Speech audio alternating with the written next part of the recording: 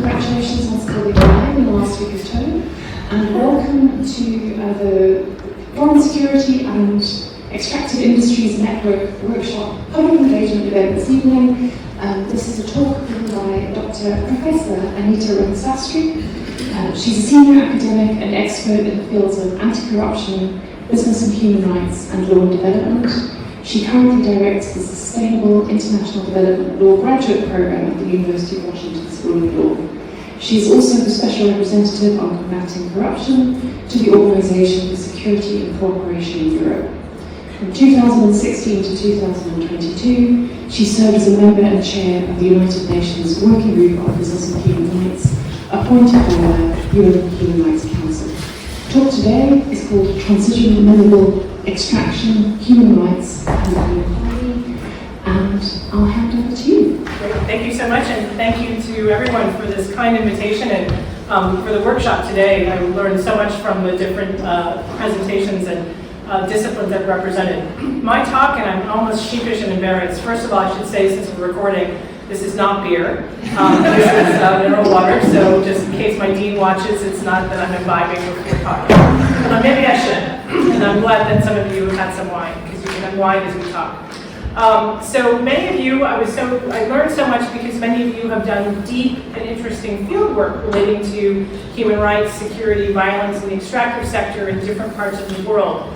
I do interact, and when I was a member of the UN Working Group on Business and Human Rights, which is my children say working group sounds like I kind of move furniture, but the working group is a group of individuals similar to special rapporteurs appointed by the Human Rights Council to fulfill a mandate. And my mandate was to engage with companies, civil society, stakeholders, and governments around the world relating to corporate involvement in human rights abuses and implementation of international standards to provide access to remedy.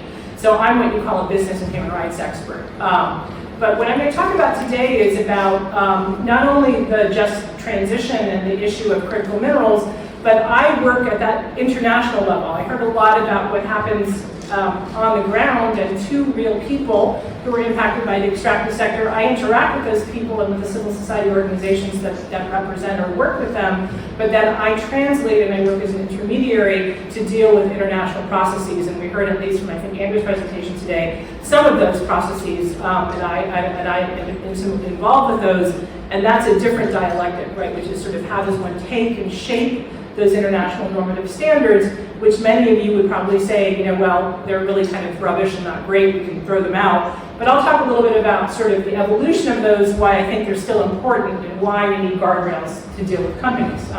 So with that, and I'm going to take you back. So some of you in the room, the graduate students in particular, are very young. So when I ask you to start and remember the 1990s, that's really a hard thing, right? It's a world and it's a time when the internet was just coming into being. It's very hard for some of you to even imagine that. We didn't have mobile phones like we did today. But in that world, because of certain things, we started to have a real push to deal with what I will call corporate accountability.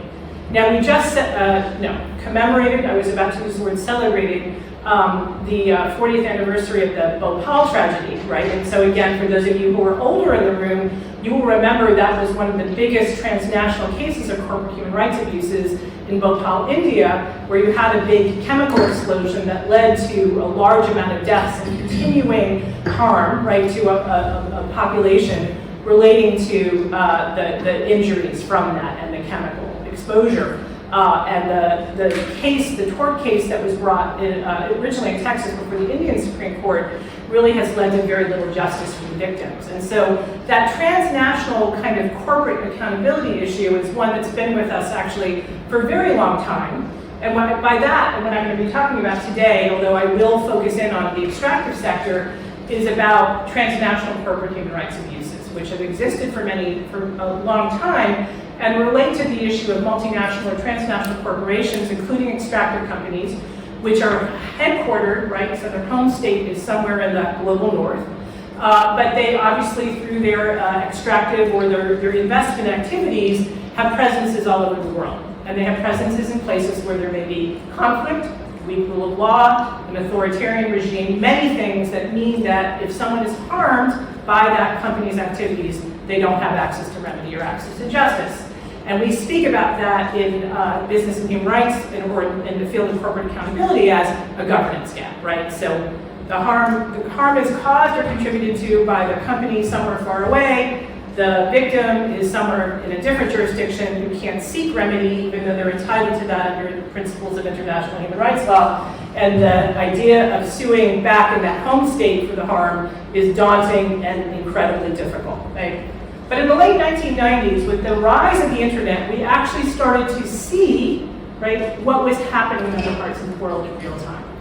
That before then, you might get an article in a newspaper. In the United States, my parents would get Time magazine once a week, and maybe there'd be a picture on the front, or maybe I'd watch a news documentary and I'd learn a little bit, or I'd go to an encyclopedia, but I wasn't able to see and understand what was going on. So we are in a different world in terms of that. So the corporate accountability movement kind of rose up in the 1990s for a variety of different reasons. One was the internet. Another was, as we looked at sort of the impact of neoliberalism and globalization, we started to have people protesting, right? And who were saying that the terms of trade and the way in which the global north was setting the agenda was harming people all over the world. And I work in Seattle, again in the 1990s, there was one of the biggest social movement protests of labor unions, civil society activists, environmentalists in Seattle called The Battle in Seattle. There's a movie about it, Charlize Theron, if you want to know. That shut down the WTO ministerium, right, the World Trade Organization. And it's never been the same since, right? The next trade round that they had, that was the Seattle round, named for the city where there was. And it was, I remember being with students on the streets and government delegates were shut in their hotel rooms. They couldn't even go out. We haven't seen that kind of a mobilization in recent years, right? But that should give you hope that civil society can make a difference. But those kinds of movements were really sort of questioning corporate power. So corporate accountability was a movement of civil society activists, labor union activists, and others who were really saying there is this governance gap and there's this problem and we need justice and accountability for transnational corporations. And so part of that was about saying we need binding rules to deal with companies and to make them behave and respect human rights. Several cases occurred in the 1990s around this issue. I'm not going to go into all of them. I'll show you a couple. One that is very emblematic is one that relates to not extraction, but to the oil and gas sector, which was litigation against Shell, Royal Dutch Shell, with respect to the killing of environmental activists, including Ken Saro-Wiwa in the Ogoni oil region in Nigeria. And we have legacy litigation today, but that lawsuit was brought in the United States. So we had human rights lawyers who were bringing cases against oil and gas companies in particular, so Chevron, Unocal, and others, addressing these transnational human rights harms and trying to hold these companies to account. So we had a lot of litigation. At the same time, we had allegations that these companies were not just connected to human rights abuses, but connected to serious international crimes. So the term corporate complicity and corporate accountability were the words that were being used in the late 1990s to say, right, we need to do something about this. And again, if you think back to the 1990s, we talked about the Democratic Republic of the Congo today, we talked about Sierra Leone, there was Sudan. In these conflicts, we had companies that were partnering with governments or non-state actors who were engaged in active armed conflict, right? So when I say corporate complicity in international crimes, it relates very much to that time and the fact that companies weren't just not paying fair wages, right? They were actually engaged in much more serious activity. The world we're in today, though, of 2024, is a much more teddy bear world, right? So from that world of corporate accountability and corporate complicity, we then moved in 2011 to the world we're in today, which is a world of business and human rights, right? The UN Human Rights Council is responsible for that. And think about it, which sounds more friendly to companies? Corporate complicity or business and human rights? Okay. If someone says corporate complicity, let me know and I'll talk to the board members and say, yes, we should really talk about that. But business and human rights. And the reason for that is it's a much more palatable way of thinking about the issue. It's not human rights and business, it's business and human rights. But I just want to say the extractive sector is a key actor in all of this. So I just want to go back to the 1990s to say the business and human rights movement does have a very strong connection to the issue of the extractive sector and human rights abuses, right? And so we heard different vignettes today that really echo this, but I almost wanted to call my talk like old wine, new bottles, right? Because in the 1990s, we started thinking about corporate accountability for the very reasons that we're having this workshop, right? So one of them is, right, mineral extraction, right? So again, when we were talking about the DRC or we're talking about many other countries, the concept of conflict minerals really came out of the late 1990s again. So this term and the issue of natural resource extraction and its connection to conflict is something that was very much highlighted in the 1990s. This report, which I just want to show you here, was very instrumental and influential in starting the trajectory from just demanding accountability to moving into international standards at the UN. And it's a report a professor named David Petrasek wrote when he was at Amnesty International called Beyond Voluntarism, Human Rights and the Developing International Legal Obligations of Companies. So what I should say is the demand of civil society and of academics and lawyers was that companies, rather than just respecting local law, because local law in the countries where they're doing business is like non-existent, or we heard about mining, right? They shape the law, they write the law, was that that they needed a new baseline and that they needed to observe international human rights standards wherever they do business. So not local law, but at least at a baseline, international human rights law. And so Beyond Voluntarism was this first report to problematize the issue of companies just doing what they wanted, CSR and happy initiatives. So, whoops, going backwards. There we go. This slide is just there because I want to say that extraction and violence and serious international crimes actually goes back much further. I'm a historian first and foremost by training, so my early work was about World War II and the role of industrials who were prosecuted, not just at Nuremberg. The work that I did that was, I think, more interesting was that I went into the archives and I looked at what happened in Japan. And so in Japan, we had the Kinkaseki copper mine, which was in Formosa, now Taiwan, where you had prisoners of war that were forced to work and mine, right? So forced labor, exploitation, part of a war economy. And the Japanese mining officials were actually prosecuted. So we know much more about Nuremberg, but it was interesting again. And the trial transcripts, the only ones I was able to find is that they were actually in the newspaper. So I had to go read all these old newspapers to see what happened. But just to say, extraction and violence obviously has a long history. And this is just one example of that. Okay. This is just the Shell case from the 1990s. And this is another example from the 1990s of this connection between extraction and corporate accountability. So Rio Tinto, again, another company, right, dealing from the extractive sector, was sued, and actually, when I was a young lawyer or law professor, helped draft the initial complaint. They were sued in the US with respect to their copper mine in Bougainville, Papua New Guinea, because again, the concept was that they essentially asked the security forces to come in, and when there was an uprising relating to a mine, to actually shoot and kill people. And so these are just, again, different examples. And finally, of course, when we heard about this today, was the Kimberley process, right? So Blood Diamonds, with Global Witness and other groups putting together campaigns to give visibility to this issue. And of course, this one shows here, this is a campaign from Partnership Africa, which says, for every hand taken in marriage, another hand is taken, right? And so you can see it was a very effective campaign.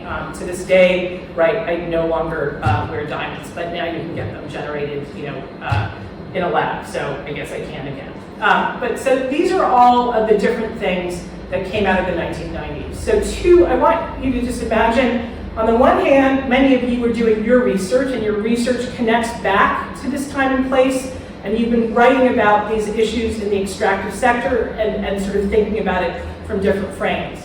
What I want to just emphasize is that while you're doing that, there was a parallel conversation happening in the corporate accountability and business and human rights movement that grew very much out of some of the same issues, right? So that we were having different conversations, but we were focused on many of the same issues, right? And so these issues were very much seen as intrinsically linked to campaigns around corporate accountability and business and human rights in a broader context.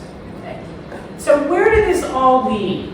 How did we get from corporate accountability to fuzzy teddy bears and business and human rights?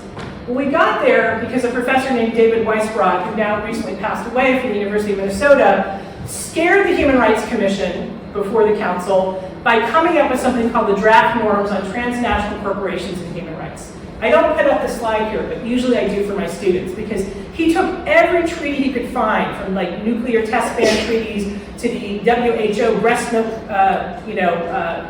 infant formula code, to other treaties. He put like 50 or 60 or more in a list, and then told state companies that they needed to follow all of those.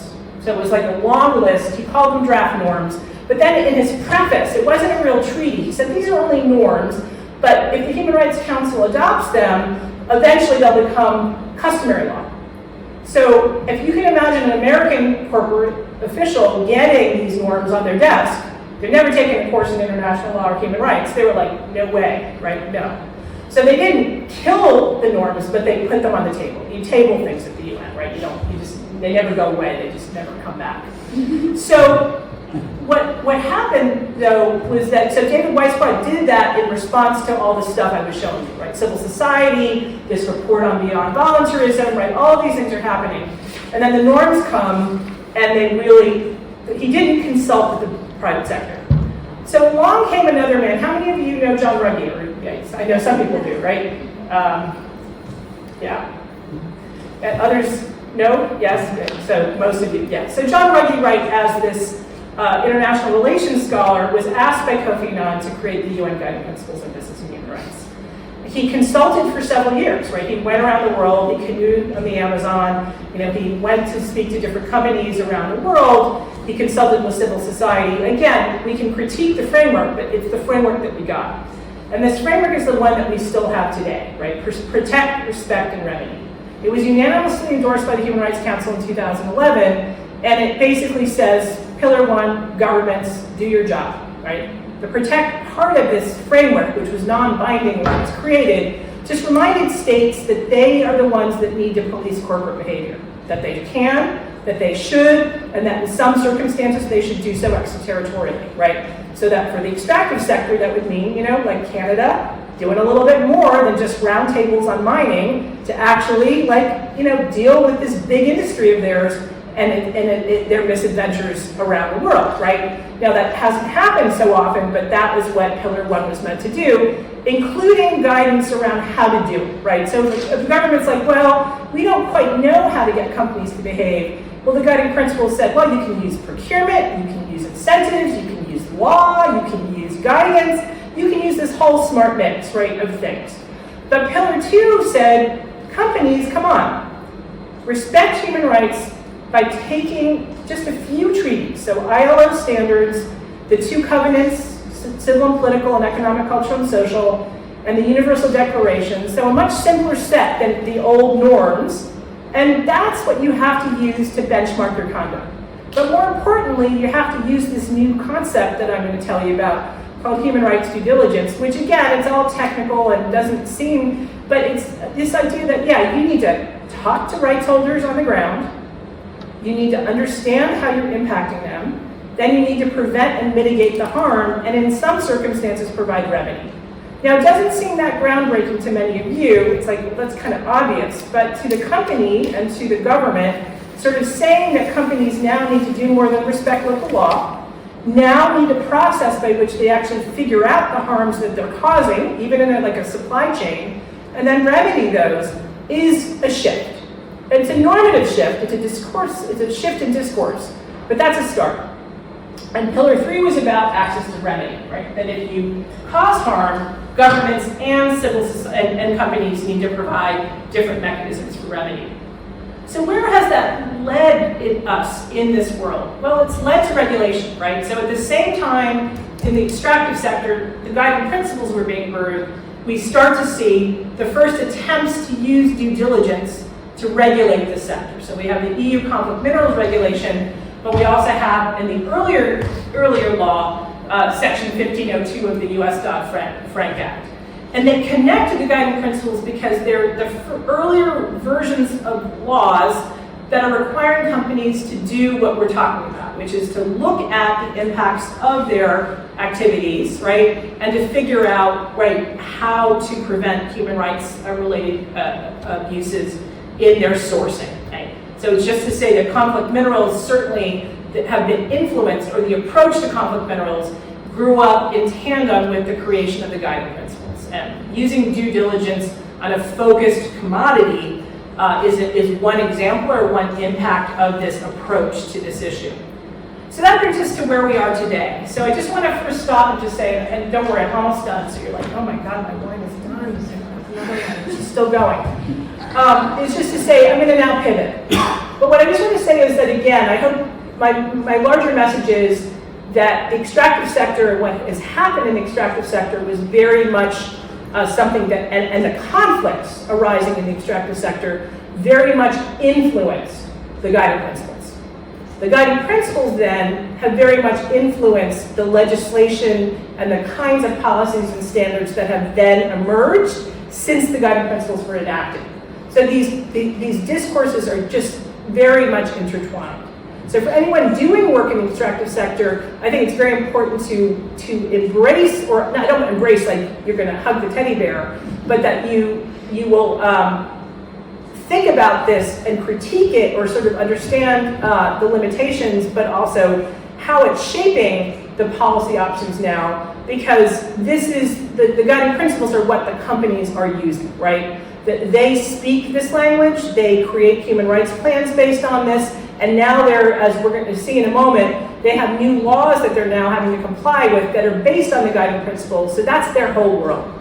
And so as one tries to shift the issues that, and deal with their behavior, we have to accept that this is the world that we're in now. We're in this business and human rights world, we're in this guiding principles world, and so from there, we have to figure out kind of how to sort of live with it, fix it, do whatever we think is necessary, but it is now part of the package, is what I tell my students. So as we move to the area of critical minerals, which all of you know so much more about, I think the larger issue is that we're just back where we were before, right? So if we think about conflict minerals and we think about the 1990s, I think the question is, what's different now? And so let's try to see if there's anything different, right? So all of you know more than I do, again, right, that there are just this big race for critical minerals. We heard someone speak about, this is not only just about climate change and preventing climate change, but it's also about security issues, right, that you need rare earths. But again, these are just slides that just show, right, the different kind of countries that are top extractors, right? Here's another one that was 2019, this is 2022. Again, there won't be any quiz, don't worry. Okay? It's just another headline, right? The global fight for critical minerals is costly and damaging. And then we have here, of course, the Mineral Security Partnership, which I love so much. U.S. State Department leading the way with its friends, Australia, Canada. We can go on about securing critical minerals, right? So the race is on and going for these sources. So we're still extracting, just like we were in the 1990s. Maybe we're doing it for different reasons, but it's like, again, old wine, new bottle. So we still have this issue of minerals extraction. And the bigger issue now is just, are the human rights impacts the same, or are they even more severe? Okay. So the larger issue, I think, for the business and human rights community, and maybe it is for all of you as well, are twofold. One is that the concept of a just transition and the climate imperative often means that green is good outweighs, so I think one of our colleagues spoke today about don't climatize security, right, is this idea that we kind of turn a blind eye, or if we have to balance competition, we put our thumb on the scale for the minerals, right? It's the minerals versus the people, right? And the minerals seem to be on that scale winning, right? So that's a very blunt way of saying, again, right, given this, the race for critical minerals and the fast pace, the imperative is for green transition, and the impacts are cutting corners in terms of procurement, right? That we don't, and this happens at the local, regional, and national level. That the way things are permitted, concessions, consultation, you can find exceptions. Balancing human rights versus the need for clean energy, and just this larger assumption that green is good. And I'm not going to go through all of the different human rights impacts, right? Impacts to workers, we heard about that today. Land rights, consultation with indigenous communities, environmental harm, child labor, forced labor, right? Armed conflict. We can just go on just to say any number, right? Just like we did in the 1990s, the same human rights issues are still there, right? They haven't gone away. The question is maybe we've actually backsliding because we have this new imperative, right? So this is just what is different, right? That the speed and scale, and the other thing that's different is that we heard a lot of discussion today about global north and global south. It's now a global north problem, right? Which is that the critical minerals are kind of everywhere. And so what we're seeing too is that those same human rights issues that we constantly talked about as an issue for the global south are now issues in the global north. And actually we're seeing companies that might sometimes, and again, you're experts so disagree, but sometimes companies are actually better at engagement in their transnational activity than they are back in the United States or Canada, right? Because previously they didn't think that they needed to do those things, or there would be an argument or a claim that, well, the legal system is sufficient, right? So with the safeguards in place for environment, permitting, labor rights, right, who would need anything else? Okay.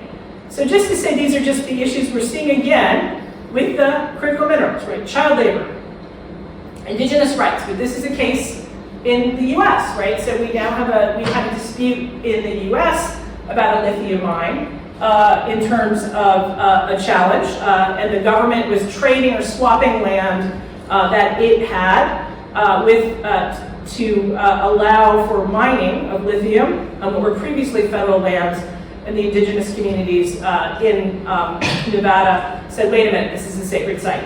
Okay. But they've lost. Okay. So lithium won, okay.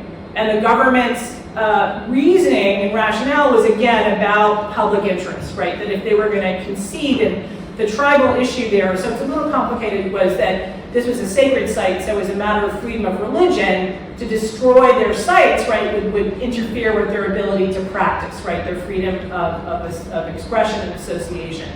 And the court said in the US, if we were to concede to this, like, we would have to do this for everyone. It's not really interfering with your individual right of worship. This is another one. When I was part of the UN Working Group on Business and Human Rights, I went up on a country visit to Canada. This is again, this was a mining waste disaster where a company only recently is facing charges. But again, if we think about critical minerals, right, we're seeing these issues come up in the US and North America. So it's not just Global South. And this is just a map from Mining Watch Canada, again, showing just sources, right, of critical minerals globally. Okay. So just transition as a concept is meant to, talk about not leaving people behind, often with a focus on workers, on decent work, and on basically if people are going to be left out because they lose their jobs, then we need to deal with job creation. So just transition means different things to different people, and so there's just a larger question, but I think that question is being answered by human rights scholars, which is that human rights are part of the just transition, right? So that it's not just about shifting to green energy and to a new world. It's not just about giving people new jobs, but that back to the business and human rights movement, we need to factor in the impacts to people of that shift. So there's sort of two things going on. One is you leave nobody behind. Yes, that is their sort of traditional notion of just transition, and just transition comes out of the 1980s. It's not brand new. So it's just because people who are going to be displaced should be helped, and there should be economic development that helps people with that transition, but that there also needs, right, in terms of not only bringing people along, but thinking about the harm that is caused by different things. So it's bigger than critical mineral extraction, but that's certainly part of that, right? Dealing with the human rights impacts of critical mineral extraction, but it's also about the impacts of wind and solar and, you know, those projects and many other things in terms of the shift to this green economy. So these are just, again, slides that talk about, right, the fact that there are these human rights abuses and risks that relate to green energy. So I'm going to conclude here just with a couple of slides that just talk about where do we go from here. So I just want to illustrate that we're kind of in the same world we were in the 1990s. There are a few things that are different, and one is the climate imperative. That's it. The problems still exist, and I think everyone who has participated in this research project at Durham has shown that amply, right, in different ways, in different dimensions, in different countries. We know the human rights issues and the security issues are manifest. And we know that the business and human rights community developed its own language and standards based on that. But now we are in a new world where perhaps we're exacerbating the situation because of the shift to a green economy. We don't know fully yet, but the pace and the speed seems to indicate that. So just this year, right in September, the UN Secretary General announced the guiding principles, we love guiding principles at the UN, on critical energy and transition minerals. And the document does reference, right, this concept of respect for human rights. And I just want everyone to see that whenever we see respect for human rights in these different documents, there's a shadowed reference to the guiding principles of business and human rights, right? Again, that's what's being channeled here. So I think that's interesting. We have my co-special rapporteurs and UN experts also talking about respect for human rights. And again, in this statement that they issued in September, they talk about the guiding principles. We have even the ICMM, I guess it got cut off here, but this is the International Council on Mining and Minerals, saying we cannot ignore the tension between the need to mine and respecting indigenous people's rights. Some companies, some oil and gas and extractive companies, criticize ICMM for coming out with these kind of statements and also talking about recognizing FPIC, but it's again saying that even the industry is being dragged along to shift its position. So I'll just end by saying, these are the last two slides I promise, that how does business and human rights intersect now? Well, it intersects because it keeps reminding states and companies of the human rights impacts of business activity, right? So it's, with the extractive sector in particular, there's this reminder that the human rights-based approach is essential to this, right? And we can't ignore it. Now, whether that's going to work is a different matter. What we then see is we see regulation that is addressing impacts of the just transition, and which are taking the guiding principles and turning them into binding law. So we have the EU batteries regulation, which is more about sustainable supply chains and sourcing of batteries, but it does have some language relating to human rights. We have the larger Omnibus Corporate Sustainability Due Diligence Directive, which is taking the guiding principles at the EU level and turning them, not identically, but quite similarly, into a binding law. So that if it doesn't get rolled back, right, every day is a new day with corporate lobbyists, is this idea that companies will have to use human rights due diligence to identify their harms and to mitigate them and remedy them. So again, companies that are involved with the green transition will now, many that are within the EU, but even companies doing business within the EU will have to develop mandatory programs, right? We've gone from soft law to hard law. We have the EU Complex Minerals Regulation, and we even have, right, again, trade associations. And again, don't think, oh, this woman put this trade association on the slide and she believes it's going to change things. I'm just saying that at least the narrative has shifted. So will any of these things make a difference? And after listening to all of you today, right, again, it's like right before the holidays, we're all kind of bleak. And I feel that way, especially in the US, where things are going to change very radically in January, is that we have some nuggets of hope. One is community-driven models of due diligence, right? So we have the Oxfams and civil society groups and others focusing on ways in which communities can lead the processes that companies are meant to follow. Another is the old civil litigation, right? The new EU directive is going to make it a tiny bit easier to use transnational litigation to sue companies that misbehave. Hopefully that'll have some impact.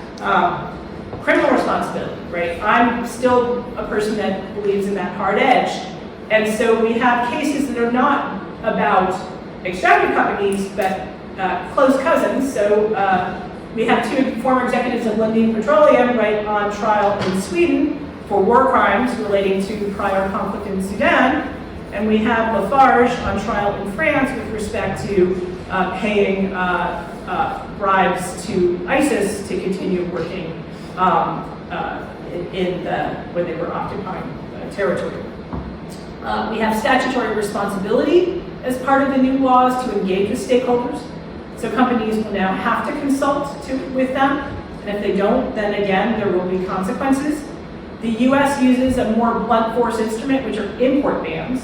So if something is made with forced labor and civil society sends an incredible petition, then the US government or Customs and Border can stop the goods from coming into the country. That has been used primarily to deal with China. And again, I'm just speaking honestly now, not taking a view on this, but to say that it's a geopolitical tool, but it has been used in other cases as well. So when we talk about, for example, cocoa beans and child labor in the Côte d'Ivoire, it's been a tool. So when we think about critical minerals, it is an area where, again, import bans are a sort of way to get companies to behave. And then, of course, we have investor engagement. So I'll stop there just to say business and human rights is, I think, an important parallel discourse. It is always going to somehow be woven in and influenced by what's going on in debates over the extractive sector. And now I think the question is, are there any tools that are useful coming out of the corporate accountability movement that make sense to deal with the issues that I think your research is uncovering? So thank you.